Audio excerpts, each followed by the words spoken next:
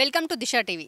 దీపావళి అంటేనే అందరు దీపాలు వెలిగించడం, లక్ష్మీదేవి పూజలు అనుకుంటారు. కానీ దీపావళి అంటే చాలామందికి దీపావళి నోములు కూడా ఉంటాయి. ఆ నోములు ఉపయోగించే దొంతులు, చాలా రంగురంగుల దొంతులు కూడా ఉపయోగిస్తారు. సో అయితే మనం ఈరోజు సికింద్రాబాద్లోని మోండా మార్కెట్లో ఉన్నాము. మోండా మార్కెట్లో ఇక్కడ దొంతులు తయారు చేసిన వాళ్ళు ఒక చిన్న కుటీర పరిశ్రమ లాగా ఉండింది. సో దొంతులు ఎలా తయారు చేస్తారు, అసలు వీటి కోసం ఎంత పడతారు, ఇంకా రంగురంగుల దొంతులను మనం ఇప్పుడు చూద్దాం రండి.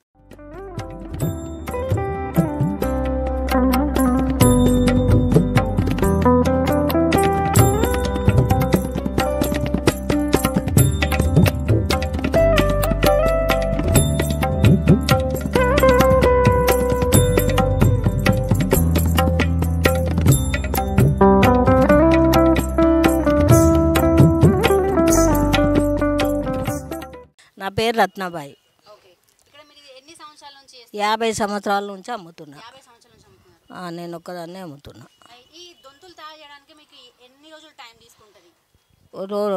రోజుకు ఒక 20-30 రంగులు వేస్తుంటాము. మనుషులు ఎక్కువ ఉంటే ఎక్కువ వేస్తాము.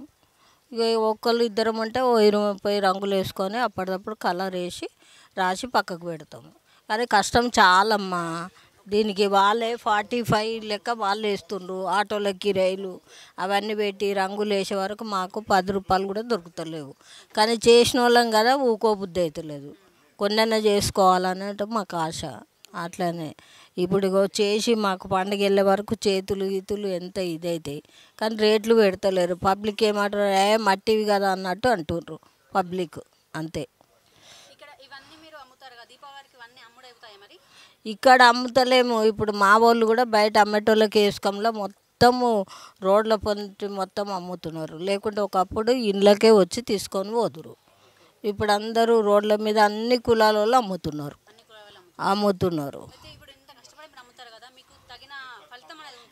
ఏం లేదమ్మా. ఇప్పుడు లాస్ అవుతాం ఒక్కోసారి అయితే. ఇప్పుడు ఒక 50 రూపాయలు అమ్మేది 30 రూపాయలు అమ్మవలసి వస్తుంది. అప్పుడు దొరకకపోతేనే మంచిగా అమ్ముతారు, దొరికితే మటుకు లాసు.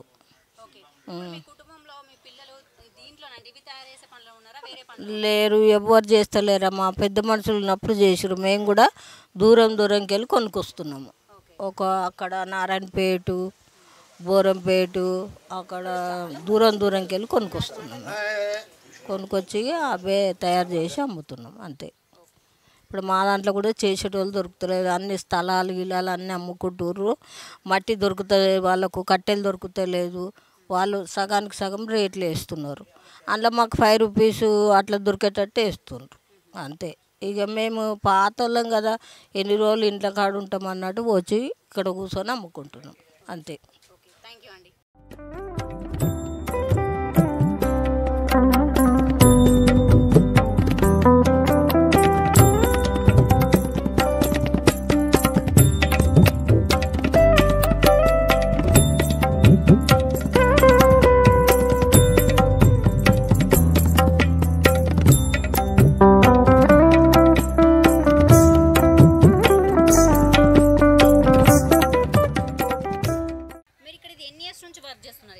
నేను యాక్చువల్గా మా మదర్ చేస్తుంది. నేను మా మదర్కి హెల్ప్ చేయడానికి వచ్చిన. నేను కూడా ప్రైవేట్ ఎంప్లాయీని. సో ఈ దీపావళికి లీవ్ తీసుకొని ఇక్కడికి వచ్చి వర్క్ చేస్తాం. డైలీ అంటే మాకు నార్మల్ పాట్స్ వస్తాయి. సో దాన్ని రెడీ ఇట్లా మేము కలర్ వేసి రెడీ చేసి మళ్ళీ హోల్సేల్గా బయట వాళ్ళకి వేసేస్తాం.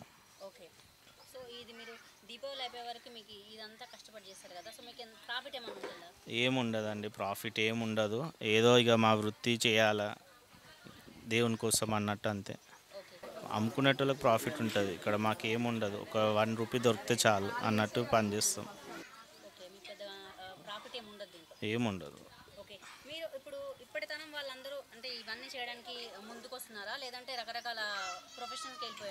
ఇప్పుడు ఎవరు ఇంత కష్టం ఎవరు పడరు కూడా ఈ కాలంలో. తెలుసు కదా మీకు, అందరు యూత్ మొత్తం ఎవరు కష్టపడుతున్నారండి. ఇక మేమంటే ఇక చేయాల్సి వస్తుంది తప్పక. ఈ జనరేషన్లో ఎవరు చేస్తలేరు కూడా. ఈ పనికి ఎవరు కూలోళ్ళు కూడా రారు. పని పెట్టి చేయించుకుందామన్నా కానీ చేయడం కూడా రాదు. ఫస్ట్ ఆఫ్ ఆల్ ఇది మా వృత్తి, మేమే చేయాల్సి వస్తుంది. హాయ్, లాస్యా. ఓకే, మీరు స్కూల్కి ఇక్కడ ఈ వర్క్ అంతా చేస్తున్నారు కదా, సో అంటే మీరు వీళ్ళకి హెల్ప్ చేస్తున్నారా లేకపోతే మీకు చేయాలని ఇంట్రెస్ట్ ఉన్నది? హెల్ప్ చేస్తున్నా. ఎవరికి హెల్ప్ చేస్తున్నారు మీరు? నానికి. మీ నాన్నకి హెల్ప్ చేస్తున్నారు. సో ఇవన్నీ చేయడం మీకు ఇష్టం ఉందా? ఎన్ని రోజులు చేస్తారు మీరు ఇక్కడ? ఈరోజు వచ్చిన. ఈ రోజు వచ్చారు. ఓకే. జశ్వంత్. సో మీరు ఎప్పటి నుంచి ఇక్కడ చేస్తున్నారు? ఈరోజు నుంచి. ఈ రోజు నుంచి. మీరు ఎన్ని సంవత్సరాల నుంచి ఇక్కడ ఈ మార్కెట్ ఇది ఇక్కడ సాగుతుంది? నాకు తెలియదు. అవునా? ఓకే. మీరు ఏ క్లాస్ చదువుతున్నారు? 9th class. 9th class. So ఇప్పుడు మీ ఏజ్లో ఉన్న స్టూడెంట్స్ హాలిడేస్ వచ్చినా కొంచెం చదువుని ఆడుకోవాలనుకుంటారు కదా, సో మీరు ఇక్కడ వర్క్ చేస్తున్నారు? మేము ఆడుకుంటాం. ఈరోజు వచ్చినాము. సండే సెకండ్ సాటర్డే హాలిడే ఉండే అని వచ్చినాం. సెకండ్ సాటర్డే హాలిడే ఉందని వీళ్ళు పిలిపడానికి వచ్చారు. ఓకే. ఇదంతా వీళ్ళు పడే కష్టం అంతా చూస్తే మీకు ఫర్దర్గా ఫ్యూచర్లో దీంట్లోనే కంటిన్యూ అవ్వాలందా లేకపోతే వేరే ప్రొఫెషన్లోకి వెళ్ళిపోవాలందా? వేరే ప్రొఫెషన్లకు పోను. వేరే ప్రొఫెషన్లోకి ఎందుకు? ఎందుకంటే కష్టపడాలి కదా. ఇదంతా చాలా కష్టంగా ఉంటుంది. సో మీరు ఇక్కడ ఎన్ని సంవత్సరాల నుంచి ఈ వర్క్ చేస్తున్నారు? 6th 7th క్లాస్ నుంచి వస్తున్నా. 6th 7th నుంచి ఇక్కడ చేస్తున్నారు. సో మీరు ఒక సంవత్సరానికి ఎన్ని దొంతులు అమ్ముతారు? దొంతులో 3000 అట్లా చేస్తాం ప్రతి ఇయర్. హోల్సేల్ అనమాట ఇది. So yeah, depends. Rainy seasons వస్తే మాకు తక్కువ స్టాక్ వస్తుంది అట్లా.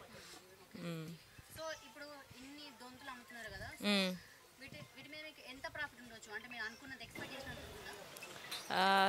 ఇంకా అది కూడా డిపెండ్స్. ఎందుకంటే ఒక్కోసారి సీజనల్ కదా, వర్షం అట్లా ఎక్కువ పడితే కొంచెం స్టాక్ తక్కువ ఉంటుంది. ఒక్కోసారి స్టాక్ ఎక్కువ కూడా ఎక్కువ తీసుకోలేరు ఎవ్వరు. సో సో ఇప్పుడు మీరు యంగ్స్టర్ కదా, మీరు ఏం చదువుతున్నారు? నేను ఇప్పుడు వర్కింగ్. ఇప్పుడు మీ జనరేషన్ వాళ్ళందరూ ఈ ఫీల్డ్లోకి అంటే నేను అడిగినప్పుడు వాళ్ళు మేము వేరే ప్రొఫెషన్లో ఉంటామని చెప్పారు కదా, సో వాట్ అబౌట్ యూ? మీరేమనుకోరు? మీరు దీంట్లోనే ఉంటారా? సీజనల్ కాబట్టి చేయడంలో తప్పేం లేదనుకుంటున్నా. సీజన్ అయిపోయిన తర్వాత? సీజన్ అయిపోయిన తర్వాత ఇంకా మా మమ్మీ వాళ్ళే ఉంటారు కాబట్టి మేము సీజనల్ టైంలోనే వచ్చి చేస్తాం. సో ట్రెడిషన్ని కంటిన్యూ చేయాలని అనుకుంటున్నాం. Okay, thank you. Yeah, thank you.